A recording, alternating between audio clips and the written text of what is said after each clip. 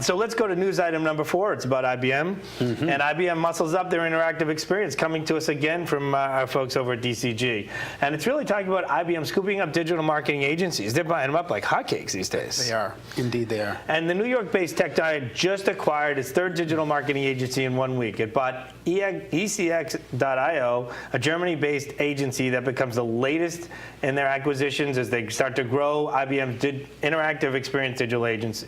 Within the past month, they acquired Ohio-based resource Ammirati, if I say that right, a digital marketing creative agency, and it also bought. I'm going to let you try that. I'm going to leave you out there for that. Aperto, a cross-channel digital agency based in Berlin. Scott, is this a coincidence, or is this a strategy we all need to be aware of? So, not at all. And I think to the point that we talked about before with where we said for SAP, much like in SAP, IBM certainly has the full stack. So certainly they have those back office systems that support sales and service and CRM and that. They certainly also have the commerce capabilities, and they have what they call their digital experience platform for their content side.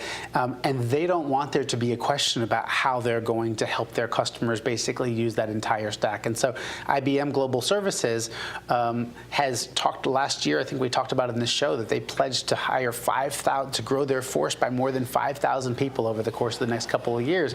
Much of that was and has been organic, but certainly also much of that has to do with going and making precise acquisitions in specific geographies, like 2 out of the 3 that were in Germany there. They see Germany as a kind of gateway into Eastern Europe and into a lot of areas that kind of so goes DACH, so goes the rest of a lot of the parts of Europe. And so they wanted to get a really good stronghold there. So not only in geographies, but also in capabilities that they were specifically looking for that digital agency capability that they wanted to kind of really beef up.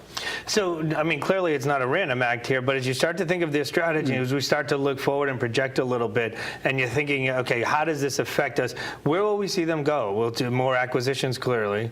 Yeah, I think we're going to continue to see acquisitions. That has been happening and will continue to happen, both for them and for their competitors. I mean, we certainly are seeing of the large firms, we're seeing the typical consulting firms coming into this agency and design and creating themselves experience centers.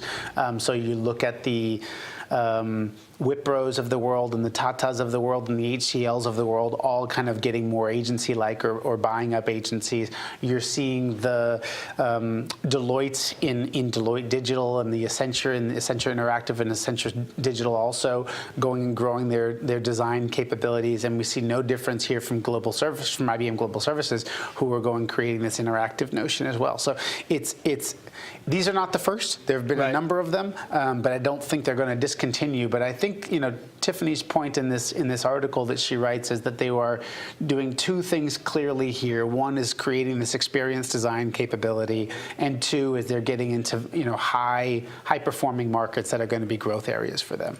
Interesting, interesting. Well, that wraps up our news segment. Coming up next, how CMS vendors need to sell themselves in today's marketplace with Jim Lundy and Jim Pendergrass. So you've got a great website. Your marketing team spends hours driving visitors to it and nurturing them into leads. And your sales team spends hours collecting, qualifying, organizing, and chasing those leads. Sales wants to focus on what they do best, selling, and marketing wants to get on with what they do best, creating innovative campaigns. But how do you make both teams happy? The solution is marketing automation.